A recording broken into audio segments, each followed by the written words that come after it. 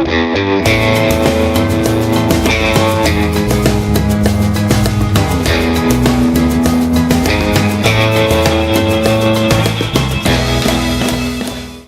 is this thing on?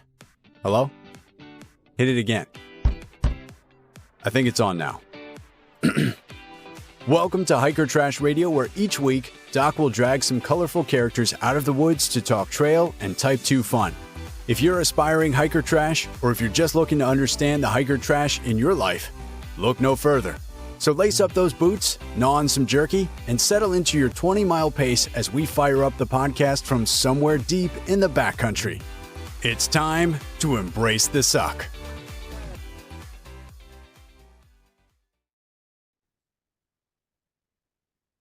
Welcome back to another week on the trail, dirtbags, hiker trash, and of course, good-smelling day hikers.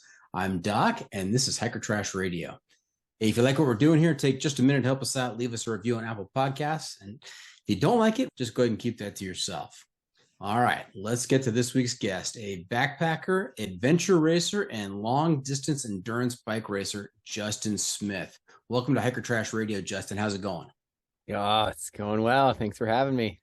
Absolutely, absolutely. As we're talking tonight, you are fresh off a major accomplishment. Can you just, in brief, because we'll get to the details later, but in brief, just tell us what you've been up to recently. Wow, I've been recovering recently, but I buttoned up a 16-day endurance feat on the Tour Divide, on the Great Divide mountain bike route. It always starts the first Friday in June, and 16 days later, I was arriving at the chain link fence at the Mexico border, being greeted by my wife and 4-year-old daughter, and took a couple of days to just process what it was. I still wake up, I'm like, what have I done? But yeah, now I'm back in the front country, in the real world, just doing what we're all doing. But yeah, still taking it all in, actually. So congratulations. Yeah. What an accomplishment. But I have to imagine it was fairly easy. You're riding southbound, so it was all downhill, right? Mostly, yeah. Tailwind at your back and smooth sailing. No, it's the real deal. I think curiosity has piqued my interest, and I finally got the opportunity, carved out a little window of time, and big sacrifice for all of us, including my wife, who had to chase around the toddler for a couple of weeks by herself. And I'm stoked to have pulled it off. And a lot of people, it takes a couple of tries to everything to go right, and it worked in my favor this year. Big shout out to your wife. We are all very fortunate to have spouses who are supportive of our hobbies and what we do, and couldn't do these things without their support and being there and managing all the other things that happen while we're out on the trail or out on the track. So that's fantastic. All right. And hey, we have to give credit also to our mutual friend of the podcast, Brett Gravelin. Without him, we wouldn't be talking tonight. Yeah, Brett and I swam together at UC Santa Cruz and done some cool adventures together. So he was like, dude, you should do it. Go for it. It's like, all right, sounds good. So yeah, real honor. Like I said, thanks for all you do for everyone who aspires and gets outside to continue to be inspired and make the best of every adventure and every situation, and grow and learn and keep moving forward. I don't want to put too much pressure on you, but he said that I had to talk to you because you were just like one of the most interesting, funny, rounded guys he knows. So that's kind. He's a good dude. We get out as much as we can, and it's an honor to be in the same town. And he's got 2 littles. One of them's my daughter's age. So yeah, we get out, go to the pump track and have some fun and enjoy some conversation and some hard stuff. Good deal. When's the last time you saw Brett? Oh, I saw him just a couple of days ago. He gave me a phone call every single night when he was leaving work and left a message. I didn't always get service, but each day I'd peel out my phone, and when I did get service, I'd turn it on and there'd be 2 or 3 messages from Brett. Hey man, you're crushing it. Oh, you got this, man. You're doing awesome. I got 16 flavors of ice cream here, and you get your pick when you come into town. Keep riding for the ice cream. So yeah, it was great. But it does take you don't always think about that when you're out there, but all the people that are just invested in the experience. And you just know that the trail always provides. When you're feeling low, somebody's there to help lift you up, whether it's at home in your community or out there on the trail. And that's really the magic of getting out there and exploring. And he was certainly rallying some troops back here in Santa Cruz for me. Yeah, it's great. That sounds like Brett. Fantastic. Now, I mentioned in addition to bike racing, you're also a backpacker. Have you picked up a trail name along the way? This is funny. So I met my wife. We were teaching sixth grade science camp. I graduated a degree in psychology. I thought I wanted to go into wilderness therapy. I got a job with Outward Bound leading 28-day canoe trips in Florida for adjudicated youth. And I didn't really have a deep bag of tricks. I'm really passionate about just connecting at the deepest level possible. So here I was just connecting with these kids, hearing their stories. And Florida really wasn't for me. After a couple of months, I came back, and a mutual friend of Brett and I's, actually, we were up climbing a peak in Tahoe, Ian Carney, and he slipped and fell. We were out there together and passed away. And that really just turned my world on its head. Whoa, life is so short. Here I am, 20 years old. I lost my college roommate, my best friend. Whoa, that really sparked my desire to travel and to explore and to get out and to really see as much as I can and feel as much as I can. And so from that, I went to South America for 4 months. I traveled around there, really got bit by the bug, and I came back and I was doing a lot of experiential ed. I got into leading some backpacking trips and rock climbing and snowshoeing. And then I was working at sixth grade science camp, and I met my wife, and her nature name was Buckeye. My nature name was Swift. And shortly after we met, we hit it off. We were trekking up in the Desolation area, and we get up to Dick's Pass there. There's a guy on his cell phone, and I had been interested in the PCT. We see this guy, and my wife's, what's this guy doing talking on his phone? And he's, hey, sorry, I'm talking to my girlfriend. And so my wife's, we're going to do the PCT next year. But after we send right down there to Lake Aloha, I want to do it. I'm like, I don't know. This is a lot. There's a lot of planning that goes in. I don't know if we can pull this off. And so long story short, we ended up towing. We hiked the PCT 2010, and I was open to any new name that came my way. But for some reason, after a couple of weeks, we just went with Swift and Buckeye, and we just kept it. And it's always stayed there. I think I was really attracted to the Swift bird, just being like always on the go and eating and sleeping while they're moving. And now I've fortunately slowed down a little bit. I have a 4-year-old that I chase around a lot, but I've slowed down, but I still embody, I think, the Swift persona. That's great. That's a great story. You took us places. It was a roller coaster of a story with the bit about Ian there. I'm sorry to hear about him, but obviously had a profound impact on your life. Most definitely. And I think everybody else who competes at a college sport level, you get really connected and cohesive. And so we were all really tight. It really impacted the whole Santa Cruz swim community. And for me, it's always a reminder. I spent a lot of time just thinking. I lost my mom to cancer just a few years after that, 2009.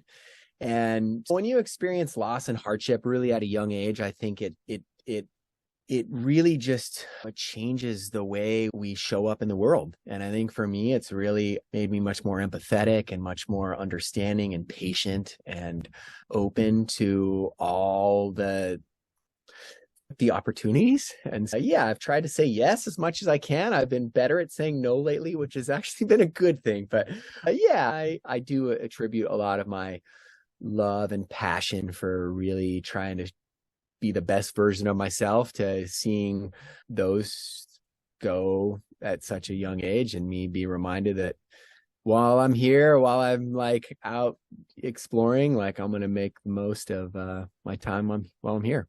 Yeah, it provides for some perspective and context for sure. Yeah, thanks.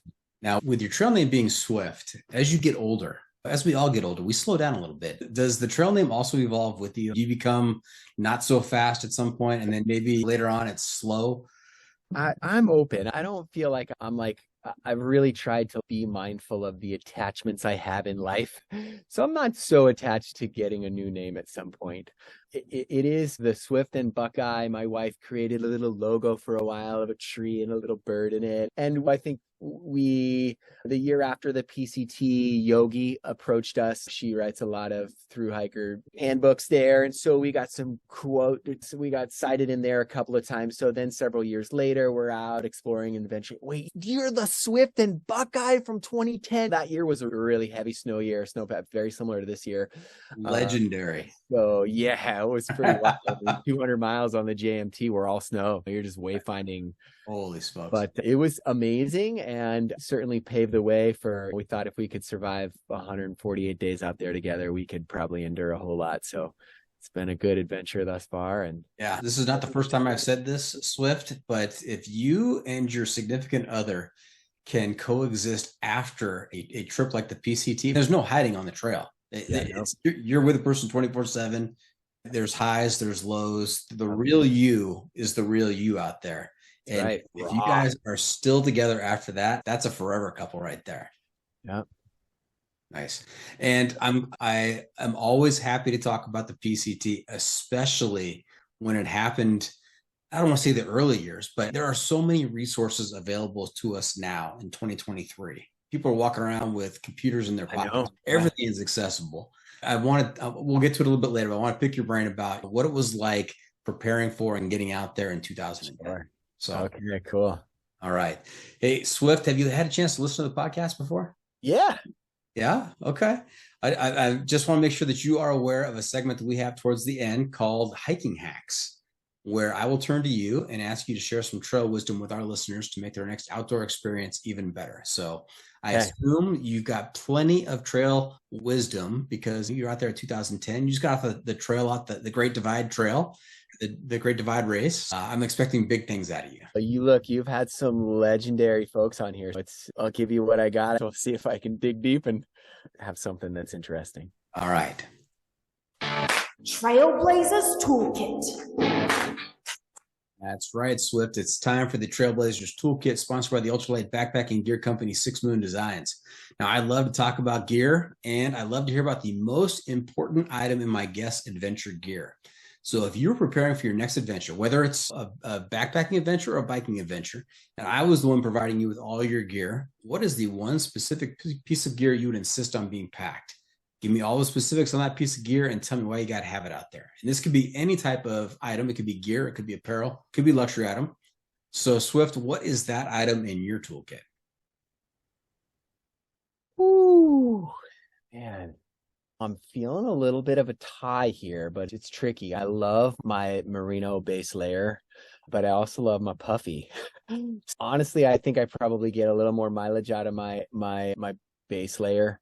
I seem to wear it to hot, cold, protects the skin, doesn't smell like my other poly stuff does. And I've got so many different thicknesses. I've tracked down some wool tops in New Zealand. That's a great place to go thrifting. Find some really good merino stuff down there. But yeah, I'm going to go merino wool base layer. I think that's become a staple for sure every trip. Yeah, I haven't not had one with me. So thrifting in New Zealand, I guess if you're going to drop all that money on a plane ticket to New Zealand, you better go thrifting. The last time I was there was after 2019 Eco Challenge with Brett. And I go into the little co-op store. I'm like, I want to get myself another merino top. Like, I want something that says New Zealand on it. Like, this will be a nice little souvenir for me. So I go in. And fortunately, dollar goes a little further when it's converted to New Zealand dollar. But I don't know. It was still $50-$60 for this top. And I walk out. And sure enough, I see across the street thrift store. So I go in there. And then I'm like, what? I'm like looking top after top. So I think I bought 5 merino tops, including like an all blacks, which is their rugby team, like a proper zip up. And I'm talking like 400 weight, thick, really nice. I bought a couple other, like a short sleeve. And I think I must have spent $25 until I go back across the street. I returned my other one and kept my other New Zealand thrifting merino wool apparel. But yeah, wool, socks. And any piece of wool is worth its weight in gold. You are stocked up on your merino gear. Yeah. Nice. All right.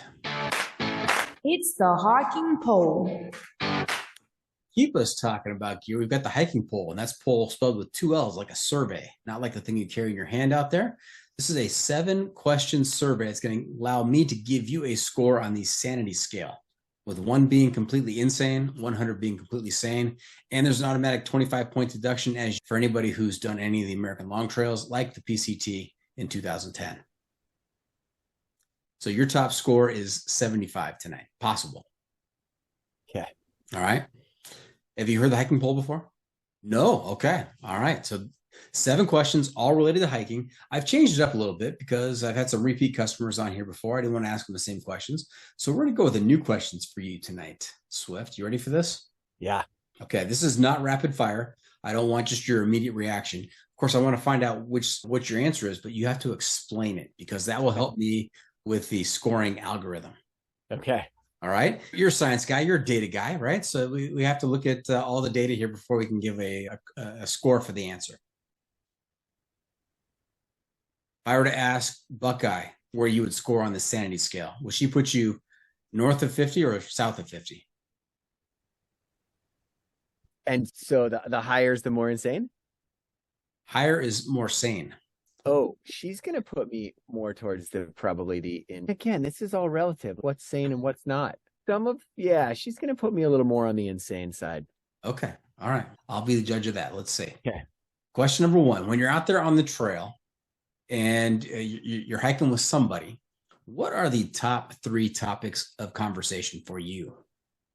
What do you like to spend your time talking about out there? Well, I'm thinking this is probably pretty universal, but food comes up a whole lot. That's majority of the conversation. Oh, man, we're gonna go with. Man, you're digging deep. You must spend a lot of time talking about food. It's so true. There's some small talk, but I'm gonna say something like state of foot care. Okay. Spend some time talking about that. Uh-huh. And then I'm going to go with there's a lot of digesting what just last trail town, what was that all about? What'd you like? What'd you do? And then what are you looking forward to in the next town? So maybe just, I don't know how I would summarize that. Looking back, looking forward. Yeah. And most of it's, again, about food. What are we going to get at the next town? Yeah. What are you looking forward to? Resupply. Got it. All right. Question number 2. Yeah. What is the best trail name you've encountered out there? Oh, man. Dude, we've encountered a lot. And I think a funny one, maybe. A guy we hiked with a bit. His name was Balls. Balls. Yeah. His last name was Cojones. So that just fit. That's how it came around. Okay. Yeah. Question number 3. Toilet paper, bidet, leaves, or snow? This last trip I just got back on Tuesday, I actually brought my leftover packet of wipes from the trail. So it doesn't fit into those. Normally I'm a toilet paper guy and put it in my little Ziploc, but I used some wipes and I liked it. So I might just carry my little packet of wipes. I know that's high maintenance. That's going to factor into your score. Let me tell you so. All right. You're lucky that's not your trail name. Maybe it will become my new one. All right. Question number 4. Breakfast in camp, on trail, or no breakfast? Oh, there's a lot of breakfast. I like to eat on the go, honestly. All right. So you are breaking camp and eating as you're hiking. Yeah, it depends. Again, I got a 4-year-old now. I just went out for an overnighter with her up at Pinecrest Lake area, and we took our sweet little time. But most of the time, I like to eat on the go. Yeah. Okay. Question number 5, solo hiking or tramley? See, this is all so context dependent here. You get to pick the context. I wouldn't even know. So, okay. I like company. You seem like it. You seem like a gregarious guy. Yeah. Yeah. I'll take that. All right. But I just finished with 16 days all by myself with my own thoughts, going a little wild at times. I think it depends on what you need. But in general, having company. Yeah. Corollary question has no impact on your score. This is just a follow-up question because I'm curious. Do you ever run out of things to think? No. I was just looking at some of my scribbled notes that I had voiced through at a couple moments I just thought I got in this place of just, whoa, curiosity. I went down this whole rabbit hole of just, it's so vulnerable. It's so raw, all these emotions and feelings. And so I'm sure there's times when I'm just flowing and just not, stuff isn't coming up as fast, but I feel like you're always a bit engaged and pondering something. Do you ever get stuck in a cycle of the same song going through your head or same thought process going through your head? Yeah. And it's every adventure I've done is a little bit different. And so I think it depends on where you're at and what your vitality's like and your sleep, how much sleep you've got. I think that can really factor into just my resilience and whether or not I'm reinforcing the mantra or whether or not I'm keep going to worried about something or not having something or forgetting something but no, in general, try to keep things fairly light and positive. Okay. You seem very positive. Question number 6 on the 7-question poll. Rank the following when you're hiking in terms of most preferable to least preferable. Severe uphill, severe downhill, road walk. Oh, uphill all day long. Love it. Love it.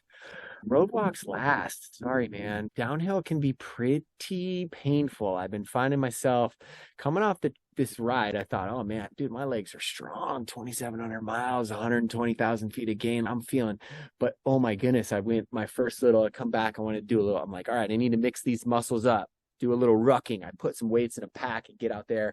And I don't even know. I only did 800 vert or something and down. And I feel my legs the next day. I'm like, oh my goodness.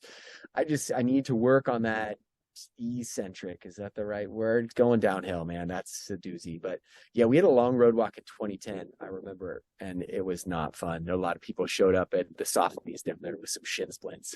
Yeah. There was a lot of snow up there, Boy Scout Mountain. And so we did this, I don't know, 25, 30 mile road walk. And Swift, you make a lot of sense. I think you talk to your average layperson out there who maybe doesn't have a whole lot of experience, and they'll say, oh, flat has got to be pretty good. And maybe even downhill's better. But I'm with you, man. I'd rather go uphill than severe downhill or even just long periods of just walking on a road. That's pretty miserable. You're so much more present. For some reason, I feel like you don't have to I love, one of my favorite things is like scrambling up in desolation, getting up on Pyramid and doing the traverse across. It's just so magical. You're constantly there's no worries going on. You're so present. Like, where's my foot going next? And down, you do the same thing, but oh man, like your ankles start to get a little wobbly and your legs start to shake a little bit. You're thinking like, oh man, I don't want to catch myself off balance, man. If I go down from this, it's going to hurt a little more. But yeah, and road, I don't know, maybe there's some roads out there that are just magical to experience. My experience is nice. Now, I forgot to mention earlier on when you mentioned a couple of places there, we actually leave on Sunday to head up to Desolation Wilderness, do a little stretch on the Tahoe Rim Trail. We're going to be part of our, I recognize some of the locations. Part of our itinerary is Aloha Lake and Dix Pass. Yeah, I think there's still a good bit of snow up there. That's what I hear. Yeah, Echo. You're going in at Echo? Yeah, yes. Yep. Yeah, sweet. No, that's honestly, my wife and I have gone every summer for the last 14 summers. Is one of our favorite places, man. It's really just the vastness. You feel so small. It's like you're on the moon. I can't wait. That's the best. All right, last question. Question number 7. What's on your head? Ball cap, floppy hat, straw hat, sun hoodie, or no hat? Ball cap and a bandana. Ball cap and a bandana. Always rock a little bandana around the back. I mistakenly left, let me think, Lake Isabel. I hitch into Lake Isabel. We get a ride back in a poop truck. My wife and I are in a poop truck. This guy's telling us, if you've hitched at all for a resupply, the people who pick you up are just the most loving and quirky. We're getting some stories thrown at us, like, la, la, la. Oftentimes, they just need a 5-minute therapy session. They drop us off. I get out. I'm like, oh, my hat. I left my hat in the truck. So I've got a photo of me. I fortunately had my bandana with me, but I took 2 small sticks. I crossed them up with a little lashing in the center and then managed to lace up the corners. And I made myself a graduation cap that I had to rock from there to Kennedy Meadows South before I could buy myself a new hat. So that was a makeshift one, but I'd like to get into the sun hoodie deal. I haven't quite found a good sun shirt. My sun shirt's a little thick and hot, but I think I could go for the hoodie. But yeah, ball cap is my go-to. Nice. And I'm always on the lookout, Swift, for a trail name for the episode. I take the same principle of trail names, something unusual, something funny that happens during the interview, and I'll use that as the title of the episode. And right now, a very strong candidate for the trail name of the episode is Poop Truck Hitch with Justin Smith. Sounds great, dude. To this day, we still bring it up. It was one of, I don't know how many hitches we took on 148 days. You're taking a few. That one stood out. Poop Truck Hitch is iconic. I mean, I don't know how any other hitch could compare. Yeah. All right. Hey, stand by. I've got to do some math here, which is very difficult because I was an English teacher back in the day. So I gotta use all 20 digits here. We gotta do some math. I gotta carry the 2. We're gonna divide by √5. Going to multiply that by pi, and I'm going to make a slight adjustment for the thickness of your merino wool base layer, and I come up with a score of 57. That's north of where you thought you were going to be. That is. Yeah. You might have scored perfectly, except for the whole wipes answer. You went off track there and really came out of left field. Okay. All right. Hey, before we get too far on the trail, let's back up a little bit. Let's have you tell us about your background, where you grew up, and how you got involved in the outdoor adventure cult. Wow. I mean, you're a pretty well-rounded adventurer. Adventure racing, backpacking, through hiking, bike racing. You got a lot of different adventures under your belt. So how did that all evolve from growing up? I don't know. So I grew up on 7 acres up in Jackson. I grew up in the Gold Country, running around. I was a swimmer, but I also played baseball and tried some gymnastics. Wasn't very good at that, nor soccer, nor karate. But I was in Scouts, and I went on to get my Eagle Scout, and I think that definitely fostered a little bit of some of my interest and skill building. I went to Sierra College. I swam. I played water polo there. I transferred to UC Santa Cruz, and I definitely know that's the first time I picked up a road bike. I had a mountain bike there. The trails here are just bananas. I did not have to read the big stuff, but I was pretty hooked. And then I got into triathlon. I started racing triathlons too. Holy yeah. So that was pretty consistent. 2007, I went to Worlds in Germany and raced out there. And I met my wife in 2009, and we definitely started hiking a bit more. Like I said, 2010, we did PCT.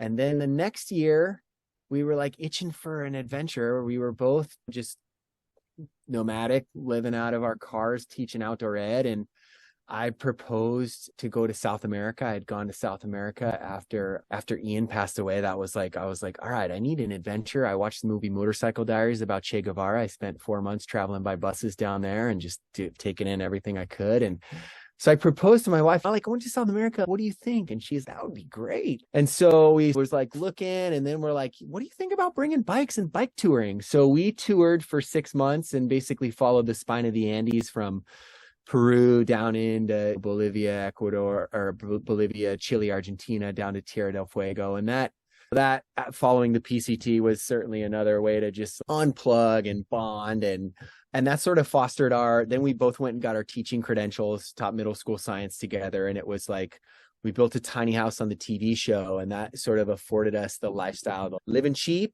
And every summer we're going to have an adventure. And the year after we started hang on, Brett, Brett, I just called you Brett because I think that's okay. You remind me of Brett Gravelin. Hang on, Swift. You built a tiny home on the TV show. It was the first season or maybe the second season. And that was all my wife's doing. We were really wanting to have a yurt and have some land and have a little place to just unplug. And I don't even remember. She saw an advertisement and sent it out. And we had started a little backpacking business after we finished the PCT. I was coaching a swim team. And one of the families was like, have you ever considered taking kids out? I think you guys are teachers, right? And so we took a few kids. We took 15 kids, actually, that first trip. And it was a lot, 15 10-year-olds. Wow. Maybe 9-year-olds too. Anyway, your score just went down. Your score, you're now in the 40s. Yeah. So we started that, and I still run backpacking programs for kids with Inspire Out. I'm getting ready to take off tomorrow, and it's been, 12 summers of this. It's amazing. But needless to say, we were doing some hiking, and we built our tiny house, and that sort of started this, every summer we're going to have an adventure. And so we were very consistent. And one summer we went to Norway and kayaked through the fjords for 5 weeks. And one summer we go to the Himalaya and do some trekking there. And one summer we got back on the bikes and rode from Seattle up to Anchorage on the Alcan. And the next summer went to Thailand one summer and we tried to just keep putting things together that we thought would be fun. Really, I think it comes down to having fun. What brings you joy? What challenges you physically, mentally, emotionally? And I've just tried to continue that. And for my wife, it's been a little more challenging having a kid, and really as a mom, finding your identity as she did quite a a lot of ultra running and a ton of hiking and a ton of adventuring with me. And now she's really finding her niche in her community of moms that she can do that with, because we don't get to go out together. And that's really the challenge. So we're excited. We're celebrating 10 years in September, Labor Day weekend, and we're going to go up and I think go over the backside of Kearsarge Pass and Bullfrog Lakes. And that was one of her favorite spots on the PCT. So I'm actually really looking forward to that, because we haven't had like a 3-day trip, I don't think, since our daughter's been born. Congratulations. That is awesome. And the fact that you're going up over Kearsarge to celebrate is also very impressive. Yeah, no, it's Sierra. We're pretty spoiled here. It's magical. It's a wonderland of adventure locales for sure. Yeah. Now, so you mentioned teaching. Are you still doing the teaching gig? Yeah. So we were in the tiny house up until COVID. Mm-hmm. Really, COVID happened right at the time. My mother-in-law, so my daughter's 8 months old. Her birthday's on St. Patrick's Day. So 2020 was right when her first birthday. We're like, oh, we just need to postpone the party for a couple of weeks. There's something going on. And you know what happened after that. But right around that time, she was like 8 or 9 months old. She started climbing our loft ladder. And we sent grandma a video. We're like, hey, grandma, look at little Meru. And sure enough, that's not cool. We're like, oh yeah, that's probably unsafe. And so she helped us get a place in Santa Cruz. So she basically proposed the idea. I'd love for you guys to be closer. She lives in Los Gatos. And we were happy to come back here. My sister's here. Like I said, Brett's here. We have plenty of trails to get inspired by. And so we've been here since COVID. And this last year, we decided to build out a Sprinter van. We decided to just take off for a little bit. We rented out our house. I took the year off of teaching. I was turning 40. I'm figuring out what I want to do. And so here I am coming back. We just have been back a couple months now, and I'm deciding whether or not I'm going to go back in the classroom or whether or not I want to orient in a new direction. So yeah, I'm doing some big soul searching here. You take care of you, do what you have to do, but any interaction with you and kids, the kids are better off. I can already tell. I mean, what a last kind of you would leave on them. So that's awesome. First and foremost, take care of you and your family. Did you mention your daughter's name is Meru? Yeah. Meru? Yeah. Like the mountain peak? That is correct. Yeah. Wow, nice. And I assume you've seen the documentary. Oh, much. Yeah. Yeah. So my wife's a huge Jimmy Chin fan. She's a huge. How can you not be? Oh, everybody is. But that's my wife's passion. She loves making short clips and films and social media. She right now is huge. Her Instagram is Smiling Soil. And if you love some entertainment and you love growing food, gardening, permaculture, that's the direction she's gone. And so that was part of our mission. We went out, we were looking to like interview farmers. And so she creates stories. She's really into storytelling, very much like Jimmy. And we saw that documentary. And right when John Krakauer comes on and he's Meru, it's the nexus of heaven and hell and the headwaters. And my wife was pregnant. She's like, looks at me, I think I want to name our kid that. You know, we were surprised. And sure enough, we had a girl, and I was like, yeah, this is fitting. And my daughter embodies just about every aspect of the big, bold, and all the intricacies that come with the magic of being in the mountains unfold every day as a parent. So it's been a fun ride. Yeah, Jeff Garmeyer and I talked about the power of naming our kids and naming them with aspirational type names. And he talks about that he wished his parents had named him Napper. That's awesome. So he could live up to that name. But fair enough. Yeah. All right. Hey, we're going to take a quick break. When we come back, we're going to get into some more detailed information on some of your adventures. We're going to hear from the advertisers. We're going to pay some bills, and stay tuned. We'll be right back.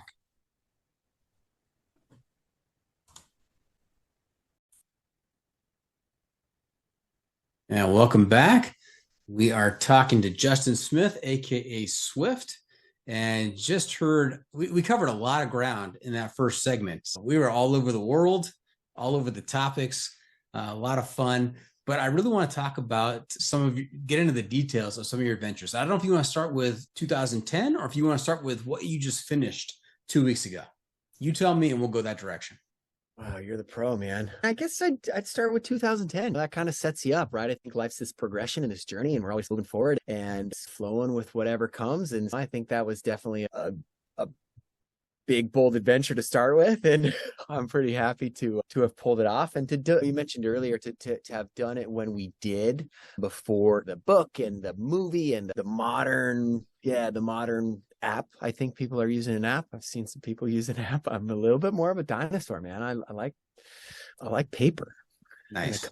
But now, you mentioned a little bit about the inspiration, so we got that piece. But when you two made the decision, how much backpacking experience did you have before setting off to start the PCT? Dude, I'll give you a little more of this decision. It's wild. It's pretty bonkers. So my wife did Knowles. She did a semester. She graduated from Berkeley, did a semester in Knowles. So she has some great hard skills. She's an awesome navigator. She's super tough. I think our first date, actually, we were headed to a camp. We were teaching an outdoor school where we ping-ponged around to camps, and we just happened to like be at the same camp a couple of times. And so we were traveling from Santa Cruz to Yosemite area. And I said, oh, let's go into Yosemite for the day. And we hiked up Yosemite Falls one day.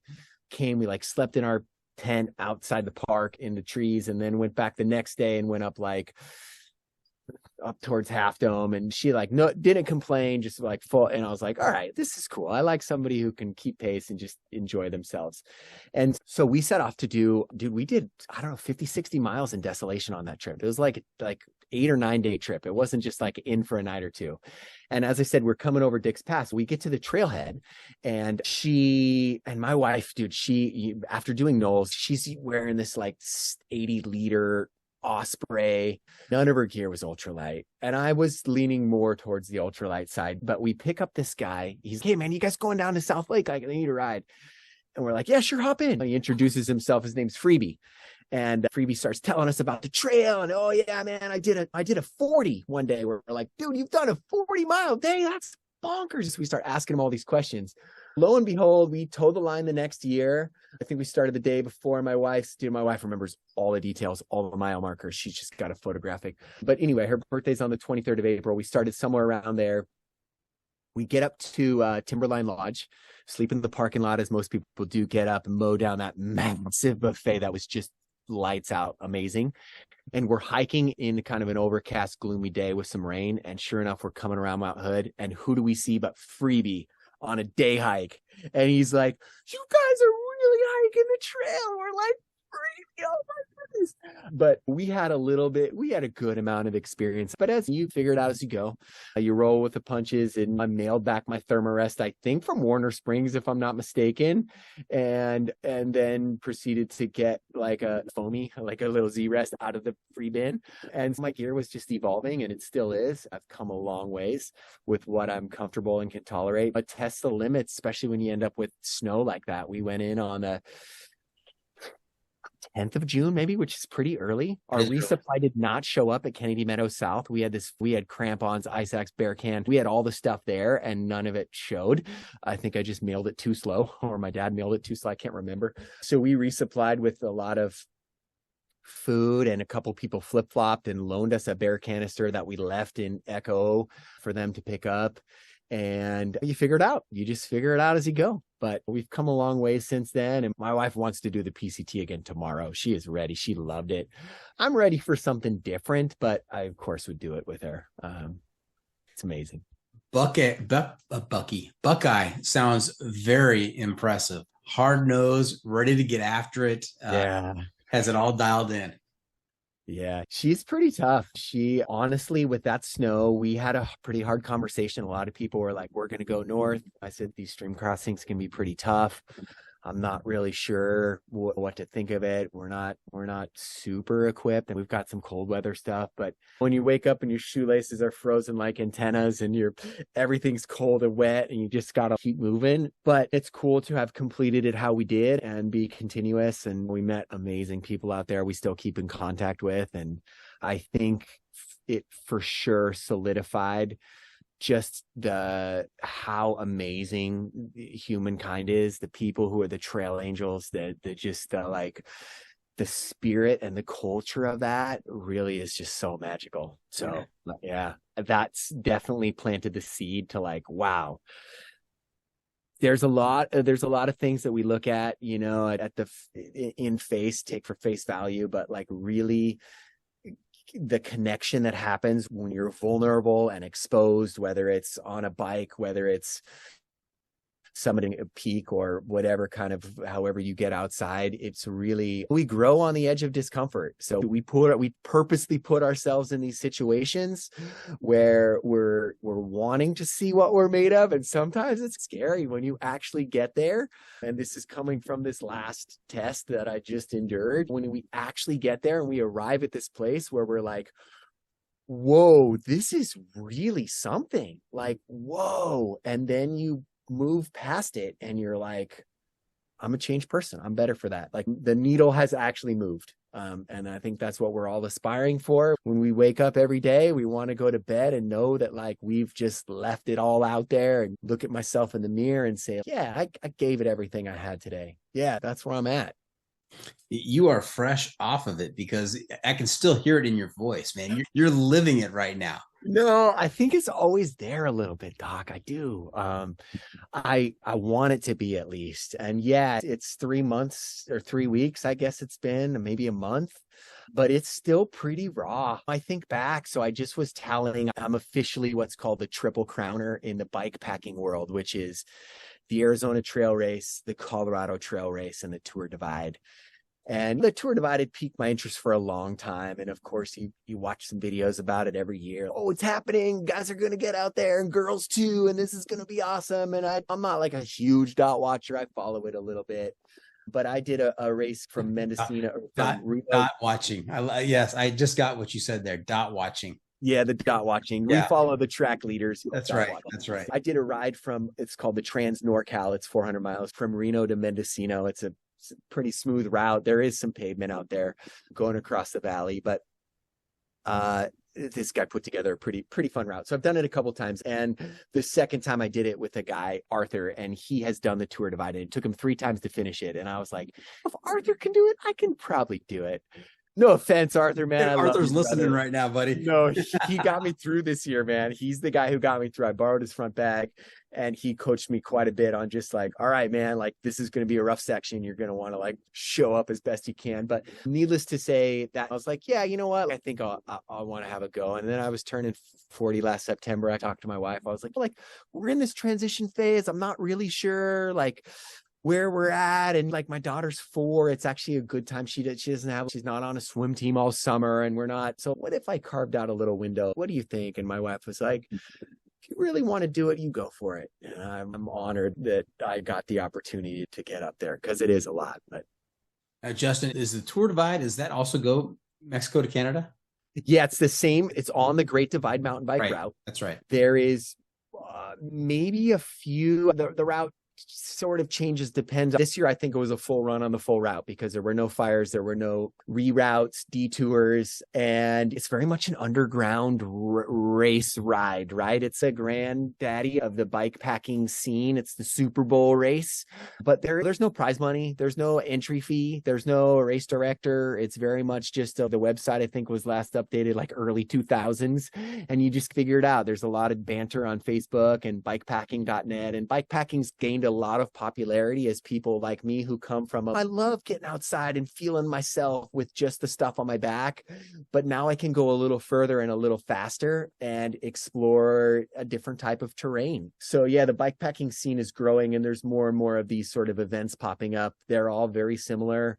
There's sometimes you make a donation. The Stagecoach 400, for example, the first couple of times I did that, it was make a donation to the local school arts program, and you get this little file and you show up with a bunch of people. And I finished, my wife and I, 3 weeks after we got married, we did Ironman Lake Tahoe. It just worked out. That was a little honeymoon. It happened. We chose our wedding date after we had signed up. And you really know how to spoil a girl. Yeah, I'd always wanted to do an Ironman. It was something on my bucket list, and then you finish it, and then surprisingly, I qualified to go to Kona. I'm like, oh my goodness, I thought this was the icing on the cake, and now I gotta train again for a whole nother year and go do another one of these things. But there's so much, and not to devalue at all the triathlon scene. It's amazing. It's an amazing group of people who are so passionate about their sport. But it was a time when I didn't have money. I wasn't paying a coach. I wasn't buying the latest carbon wheels. I was just going out there to have fun and really push myself. And I started with the Olympic distance, and that progressed to the half, and that progressed to the Ironman. And then I go to my first bike packing event, the Stagecoach 400. And I finished in 54 hours later. I show up and I think I slept 3.5. I think I did a 2-hour sleep first and a 90-minute sleep second. And I roll into town at 2:30 in the morning. I tip my bike up. There's nobody there. I just fell asleep right there on the ground. I'm just like spent.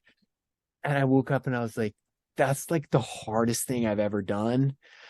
I was proper sideways. There was a couple guys in the middle of the night that helped me get through this long hike a bike section. And thank goodness they were there. I might have just passed out on the trail and slept for 6 hours, but I certainly saw the edges of what I was comfortable with. And I thought, wow, that was awesome. I want to do another one of these. And that's led to where I am now, which is there doesn't have to be like it's just going out there for the experience. And what comes as a result of that is it's all personal. And that is really worth more than I've got a box of all kinds of little doodads and trinkets and awards and stuff, and they're cool. I look at them occasionally and be like, I remember that event, I remember that. But these events, and again, it's more than that. It's the people you meet and the connections that you make, honestly, that keep you going back out there. I don't have a good golf game, but every once in a while I could hit a ball straight. That's the one that keeps you going back out. That's right. That made it worth it. Yeah. Swift, we covered a lot of ground right there. We started off talking about the PCT. Yeah, sorry, man. And then we ended up on the Great Divide, and then it was Ironman stuff. Yeah. And we finished with golf. We are, dude, you're getting a window. See, this is why you asked me, do I ever stop thinking about stuff? I'm like, man, I think sometimes I'm just going a million miles an hour. But we also stumbled across another potential episode name, Proper Sideways. Yeah, I've been there, dude. So in preparation for Tour Divide, you want another little snippet here. So yeah, these adventure races you mentioned, right? What are called also an expedition race. They're a multi-discipline, multi-day, typically around the 100-hour mark. You're looking usually at paddling, biking, a lot of trekking, mostly involving orienteering. So a lot of map decision-making skills with a team of 4. I get asked to go out to the Ozarks for a Canadian team, lost a teammate right before. So this is in April. This is beginning of April. Hey, a buddy of mine, somebody calls my buddy Roy. He races on this team called Team Bones. He's done 50 of these expeditions. He's world class. And I met him going to Ego Challenge. Anyways, I go out to the Ozarks with this Canadian team. And the last night, I can't even tell you, I literally was like sleep insane. And I thought I was in a documentary. And I thought I've been like a little silly willy before, just long days, hot. You've been hiking all day. You're getting ready for dinner. And you start to have these, do I sit and eat? Do I hike a little more? What do I do? You start to just lose your mental ability to make a decision. This was way beyond that. So yeah, Proper Sideways is the real deal. I've been there. I don't know. Again, these are what we do adventures for, is to feel, to really just feel everything that we can feel, the whole range of emotions. And that was a new one for me. I gotta be honest. So Proper Sideways, I've got a proper question for you. Okay. One is, how many people do you think have actually crossed the country on foot, Mexico to Canada, as well as on bike? That cannot be a big number. Josh, I'm always just inspired by what people are out there doing. It blows me away. You think, not that I really have to think that what I'm doing is hard or tough or want somebody to be like, wow, you actually did that. But I would say there's probably more than I would imagine. I don't know, man. People are doing really cool stuff out there. And that's why I'm honored to be here and share my story and hope that somebody else says, wow, you know what? If that goofy guy from Santa Cruz can get out there and do something like that, then maybe I can do something like that. I don't know. The trips that my wife and I have put together, we've been really intentional and try and deliberate and just say like, all right, what is it that we want to try and get out of this experience? Our paddling trip through Norway one summer, it's magical there. They've got this everyman's law where you can pretty much stay on any person's beach, dock, whatever, right. As long as you're not invading their, leave no trace. And I think if your common sense tell you, just be a good human. And so we're out there just seeing the fjords and all of their beauty. And it was partly because my wife had knee issues, was doing a lot of running and had to have a little knee surgery. And we're like, geez, what would be a good adventure that would maybe not be so hard on your knees? Let's just go paddle for a bit. And it was cool. I think we learned a whole lot.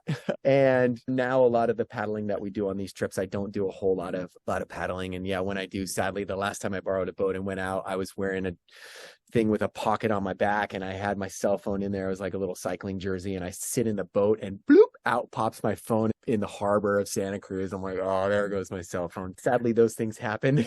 That's why hiking just is simple. You got some shoes and Justin, I think you're a little bit too humble here. I really, you're the first person I've talked to or even heard of who has not only walked across the country, but biked across the country. All that's left is you're working your way east. You go to the Atlantic and start in Key West and swim from Key West up to the Canadian border, and you'll have done it all. Yeah, I do love swimming, but I think That's I'll probably pass on that. Yeah, I hear that there are a lot more sharks off of the coast these days for some reason.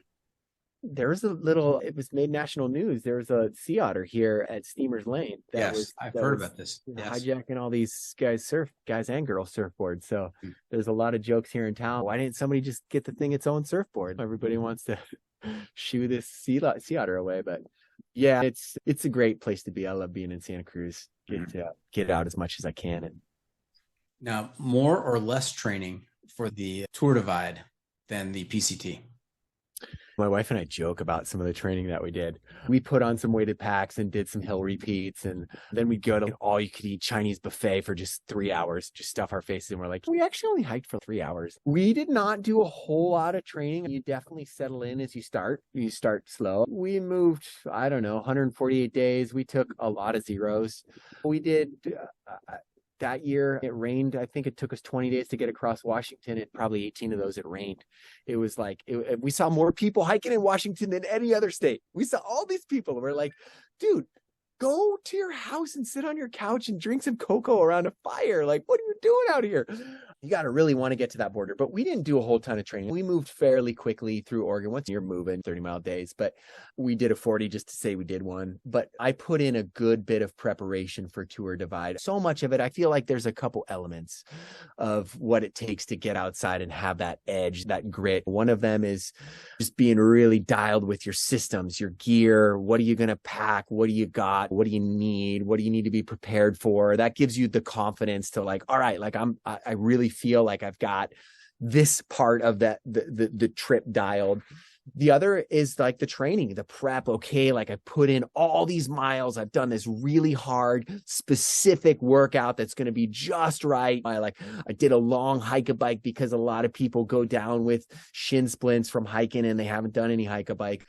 And then the third element of that triangle for me is like just the edge, the grit, the mental, like, all right, I've endured really hard stuff before. Like I can do that. And so I put in, there's a rule of thumb, if you can put in the amount of miles of the trail before the race. So you start on January 1st. If you can get 2,700 miles in, then you like, all right, in 5 months, I rode 2,700 miles and now I'm about to go at it in whatever 3 weeks or however long you think it's going to take you. And I put in about 3,500 miles. I did not do many. I didn't do a single overnight ride. So I'll do a shakedown. I didn't do many. Honestly, like I got up a lot early and rode before my daughter got up at 4 a.m. I'd go out for 4 or 5 hours, but a lot of those were just commuting miles, but they were all loaded. I did do a lot of loaded stuff. And that's something with to hiking, I realized too, you can go do a lot of hiking, but if you don't put a pack on and actually like accustom your body to like feeling what it feels like with like, all right, this is how it's going to feel on me. And this is how my bike's going to feel. So yeah, many more hours leading up to this than the PCT. Now, another question, and I'm just intrigued by these two experiences you had. I want to draw some more comparisons. So 128 days, 650 miles with your life partner, high snow year, a lot of rain in Washington that year. Tougher or more daunting than 16 days by yourself across the middle of the U.S. on a bike? I had planned for 18 days, to be fair. And you're going to ride with some people at some point. but we are comparing kind of apples and oranges here. Hiking, man, I had a toe injury before that from doing some triathlon stuff. I was a little concerned, worried about that. And I just didn't have that many like long experiences to know how my body was going to deal with but it becomes your lifestyle and you get excited about what's coming up. And we met amazing people and had lots of long stretches with a lot of really good folks. So physically hiking is really hard on the body. It is. Like, my legs were so thin, like my arms were quite weak. I did use poles, but I just felt pretty, even though you're fit and you're like moving all day, you're like also, you're tuned for one thing. And the same with this though. I got done and I was just spent, like just picking up my bike was like, whoa, my shoulders were sore. There's a lot of chunk. New Mexico is a hard state on a bike. I wasn't even approaching this necessarily from a physical standpoint. I was actually approaching it from a mental standpoint, because I think so much of these activities where you push the edge, you're looking for the limit, there is such a mental component to it. And the fact that you got to hike, I know it was long, I know it was hard, I know there were some big challenges, but you were with Buckeye. You had a partner in crime that whole time. The Trail Divide. Yeah, there's definitely a honeymoon phase there. You were on your own. Yeah. And I think the physical obviously leads to the mental, right? How the body's feeling like can definitely drive where the mindset is going.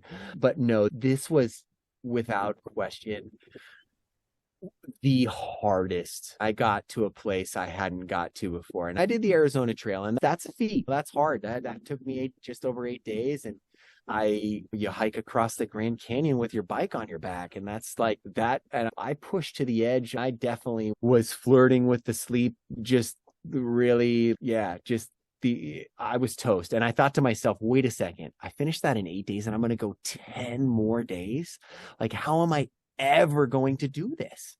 But we find a way, and suffering it's like that. And suffering is a term that is like, it's used in different arenas. When you like, the pain management was so real for this. Like, there was some real painful moments. And you just got to remember that it's not going to last forever. And same with the high. You get to the top of a mountain pass, and you're like, this is unreal. And then you quickly realize, whoa, like I've got myself in a situation where, I don't know, storm's coming in, or I got to focus on something else. Yeah. I love talking about these experiences, but I would be remiss if I did not revisit the Eco Challenge 2019. Yeah. You and Brett on Team Curl. And for those listeners who have not checked out the Eco Challenge, the world's toughest race on Amazon Prime, you can tune in. It's a series. 10 episodes, Doc. It's a lot of 10 episodes. It is edge of your seat stuff. I couldn't leave. I binged it. It was just incredible. Wow. Good on you. Yeah. And one of the most heartbreaking storylines I've ever seen. I talked to Brett about this, about how you guys could be so close and just have it snatched out from you like that. Again, it's a reminder. It's a reminder that, and in that moment, you do lose. I think we constantly zoom out and zoom in and zoom out and zoom in and zoom out. And that was something that I was really challenged with on this ride, is just being reminded, this is what I'm focusing on, is the very next piece in front of me. I'm not thinking 200 miles down the road. I'm thinking just what's right in front of me. But in that case, you're just buzzing. You're like, you've been out there for 10 days. You're pretty sleep deprived. You're hungry. As a team, we were finally starting to find our stride. And here we are. We're 5Ks from the last paddle. You're there. You think you're there. You're done. Lenny, he's a good dude, man. We're still close. He just moved up here to Santa Cruz, and that's Stephen Lenhart. He's the guy who crashed, and he I think it's something that still comes up periodically, and we're just reminded that, man, I'm happy it wasn't worse. Yeah.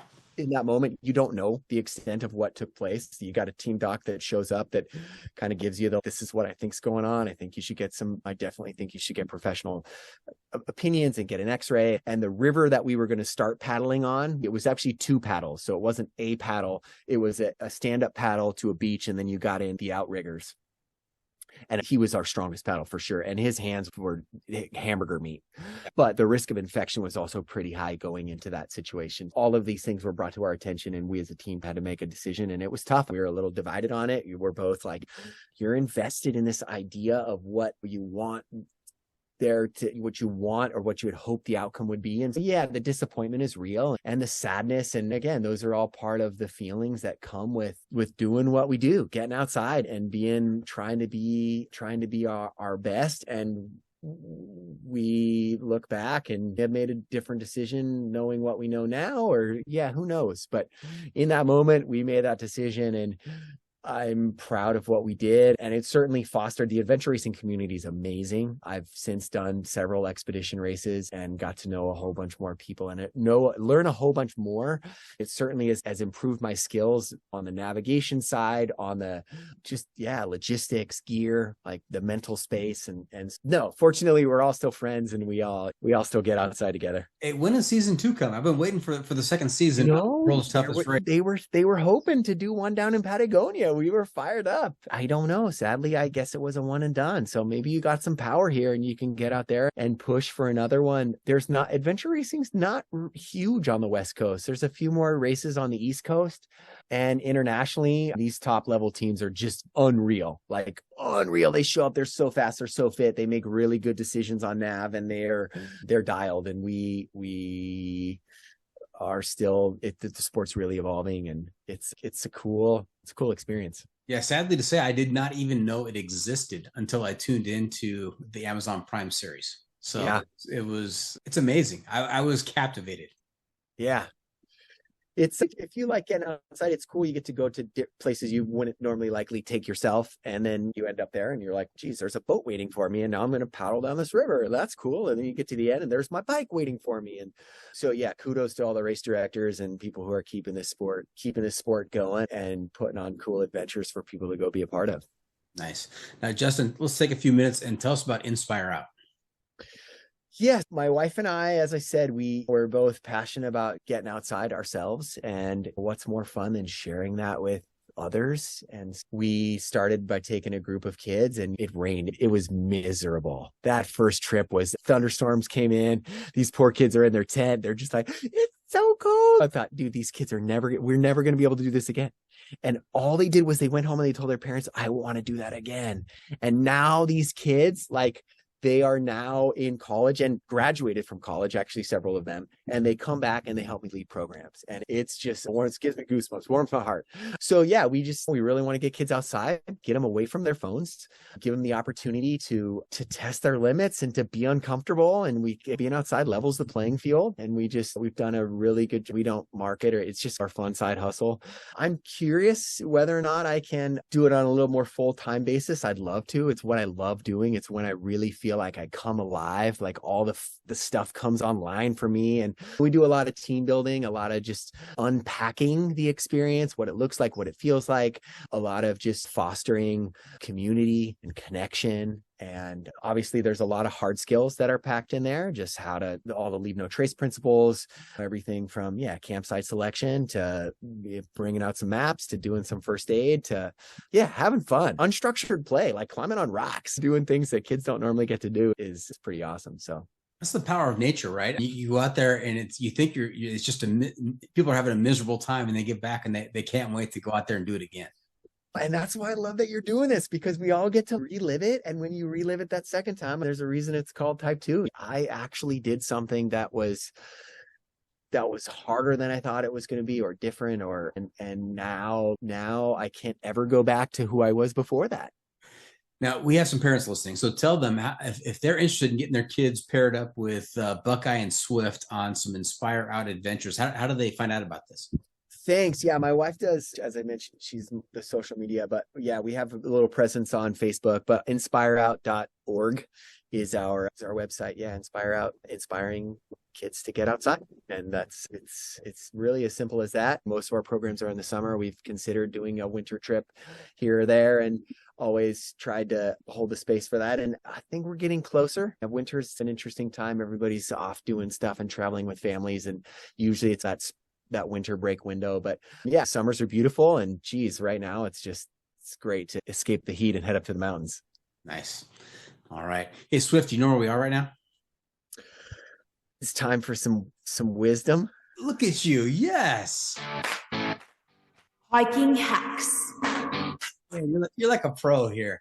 That's right. It's time for hiking hacks, where you get to share some trail wisdom with our listeners to make their next outdoor experience even better. What do you have for us? Oh man, wisdom. That's a big one. Like, I'm only 40 here. I'm just trying to like find my way and navigate through. Just a young pup. Something I think I really try and hone in on, especially with my wife, is as we create our expectations, right? And we are trying to front load, visualize what we want to occur in this experience. And maybe we don't go that far. Maybe we're just like, we're going out on an adventure, but hopefully you put some time into the preparation. And that preparation involves, as I was talking about, going through all your gear and stuff, but really preparing for the worst and hoping for the best. And honestly, as we get out there and have these experiences, knowing we can't, I think we would just knowing there's going to be an adversity and giving yourself the grace and the kindness to know that it's something's going to happen inside of you, and you're going to go from level 1 to the 10th floor of that building where you're just like you've gone in maybe to the panic phase already. You're just like, oh my goodness, I'm like, something's going on here. I'm not sure how to respond. But giving yourself the grace to know that that's part of the experience, and giving yourself the time to really process that in the moment. I think for me, that was my biggest takeaway from the tour, was as these feelings came up and I'm trying to process what's going on, like, what's happening here? And taking the time, sometimes I just stop the bike, sit down, have a think, have a drink, have a snack, have a photo. Honestly, a photo it just takes you to a place where you're like, I'm going to orient to something else for a second. So I would just challenge everybody, as much as I love to go hard and to really just push the gas on something or really just get in the flow. I love to try and just I think we all want to find that flow state as fast as we can and stay there as long as we can.